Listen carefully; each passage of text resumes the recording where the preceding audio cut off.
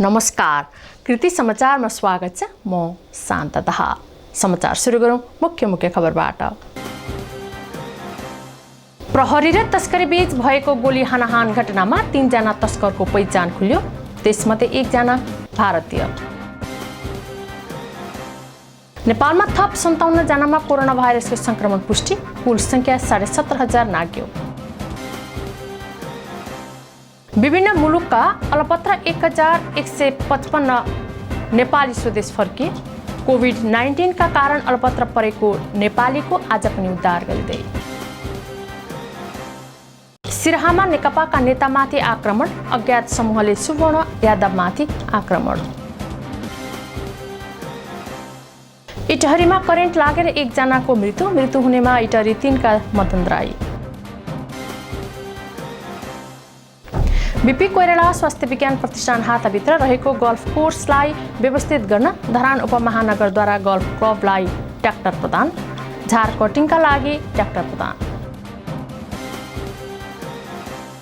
नेपाल यातायात स्वतन्त्र मजदुर संगठन धरानद्वारा टेम्पो चालकलाई खाद्यान्न वितरण, 50 मजदुरलाई चामल, दाल, नुन लगायतका सामग्री दिइयो। र अग्रज साहित्यकार तथा प्रजातन्त्र सेनानी रमाप्रसाद रिजाललाई गर्गाचार्य सामुदायिक विश्वभाषा पुस्तकालय विराटनगरद्वारा सम्मान।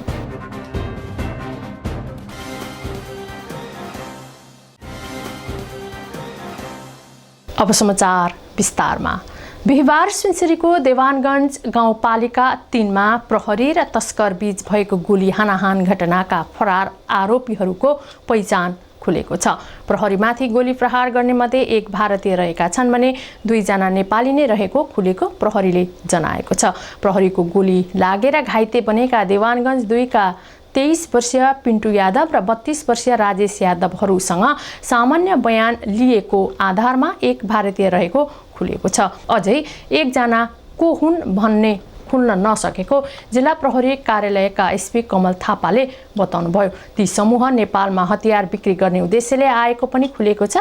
उनीहरूको साथबाट प्रहरीले अटोमेटिक USA पिस्तोल 1 थान, गोली 6 थान र म्यागजिन 2 वटा पनि बरामद गरेको थियो। बिहिबार राति मोटरसाइकलमा आएका 5 जनालाई जाँच गर्ने क्रममा गोली हानाहान भएको थियो। घटनामा 3 जना फरार छन् भने 2 जनालाई प्रहरीले नियन्त्रणमा लिएको छ।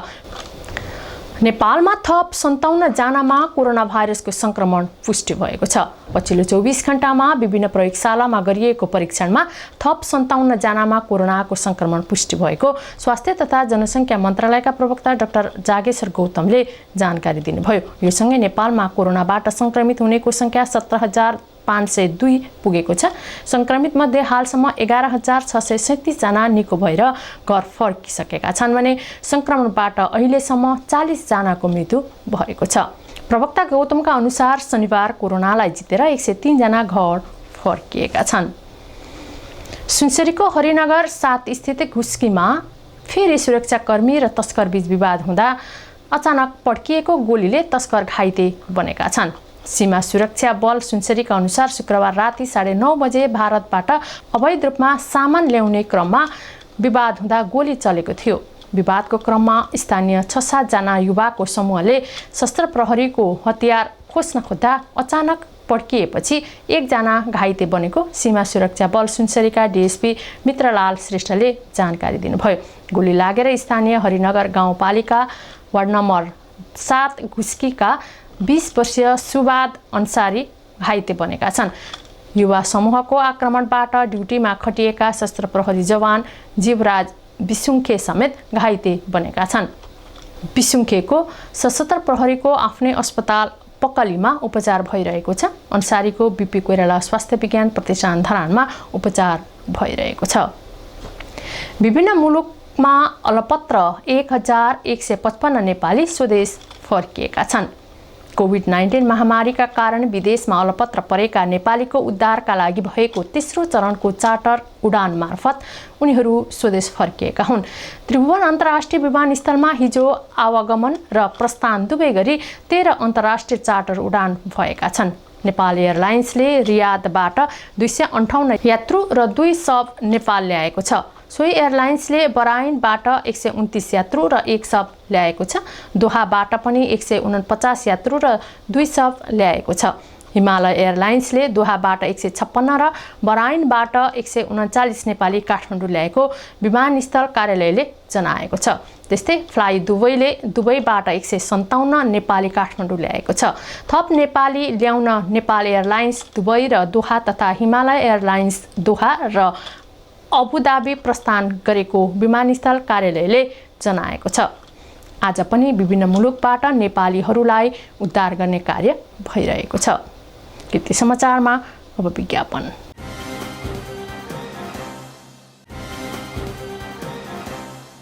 कृति समाचारमा पुनः स्वागत छ। अब बाँकी समाचार।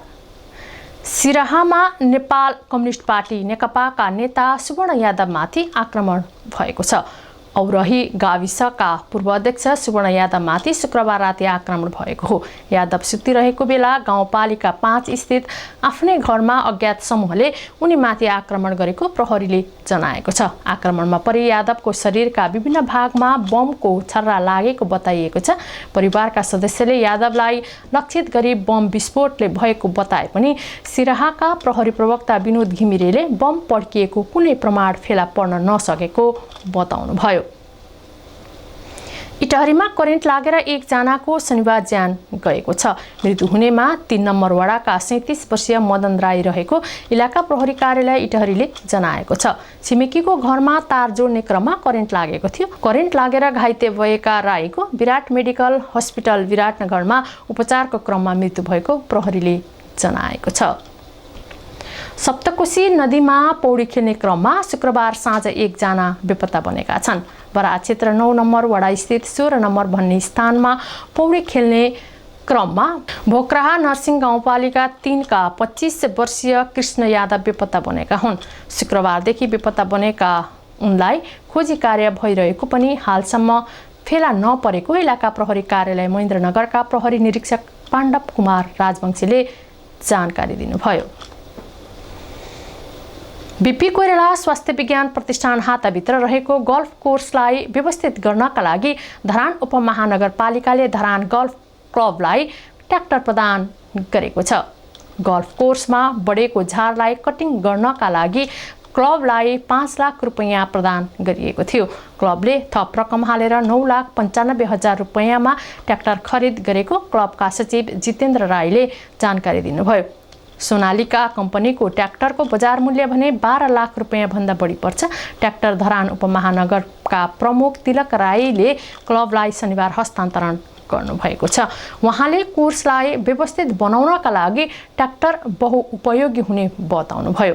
कोर्स मर्मत सम्मारका लागि बहुउपयोगी हुने खेलाडी समेत रहनुभएका धरान 19 का वडाध्यक्ष पूर्ण लिम्बुले बताउनुभयो। नेपाल यातायात स्वतन्त्र मजदुर संगठन धरानले लकडाउनका कारण समस्यामा परेका टेम्पो चालकहरूलाई खाद्यान्न वितरण गरेको छ। संगठनले 50 जना मजदुरलाई चामल, दाल, नुन लगायतका सामग्री वितरण गरेको अध्यक्ष कमल भट्टराईले जानकारी दिनुभयो। कार्यक्रममा संगठनका केन्द्रीय सदस्य लक्ष्मी बानिया, प्रदेश उपाध्यक्ष रविन अधिकारी लगायतको उपस्थितिमा सामग्री दिएको हो। अब कला र मनोरञ्जन। अग्रज साहित्यकार तथा प्रजातन्त्र सेनानी रमाप्रसाद रिजाललाई गर्गाचार्य सामुदायिक विश्वभाषा पुस्तकालय विराटनगरले सम्मान गरेको छ। 7 दशकभन्दा लामो समयदेखि नेपाली साहित्य, राजनीति र समाज सेवामा सक्रिय रिजाललाई गर्गश्री सम्मानबाट सम्मानित गरिएको हो। प्रजातन्त्र सेनानी रिजाललाई विराटनगर महानगरपालिकाकी उपमेयर इन्दिरा कार्की, पुस्तकालयका संरक्षक टिका प्रसाद लामिछाने लगायतले दोसल्ला उडाएर सम्मान पत्र प्रदान गर्नुभयो। रिजालका 3वटा कविता संग्रह प्रकाशित छन्। कृति समाचारको अन्त्यमा पुनः मुख्य खबरहरू। प्रहरी र तस्करी बीच भएको गोली हानाहान घटनामा 3 जना तस्करको पहिचान खुल्यो। त्यसमध्ये 1 जना भारतीय। नेपालमा थप 57 जनामा कोरोना भाइरसको संक्रमण पुष्टि, कुल संख्या 17,500 नाग्यो। विभिन्न मुलुकका अलपत्र 1155 नेपाली स्वदेश फर्किए। कोभिड-19 का कारण अलपत्र परेको नेपालीको आज पनि उद्धार गरिँदै। सिराहामा नेकपाका नेतामाथि आक्रमण, अज्ञात समूहले सुवर्ण यादवमाथि आक्रमण। इटहरीमा करेन्ट लागेर एकजनाको मृत्यु हुनेमा इटहरी 3 का मदनराई। बीपी कोइराला स्वास्थ्य विज्ञान प्रतिष्ठान हाताभित्र रहेको गल्फ कोर्सलाई व्यवस्थित गर्न धरान उपमहानगरद्वारा गल्फ क्लबलाई ट्र्याक्टर प्रदान, झार कटिङका लागि ट्र्याक्टर प्रदान। नेपाल यातायात स्वतन्त्र मजदुर संगठन धरानद्वारा टेम्पो चालकलाई खाद्यान्न वितरण, 50 मजदुरलाई चामल, दाल, नुन लगायतका सामग्री दिइयो। र अग्रज साहित्यकार तथा प्रजातन्त्र सेनानी रमाप्रसाद रिजाललाई गर्गाचार्य सामुदायिक विश्वभाषा पुस्तकालय विराटनगरद्वारा सम्मान।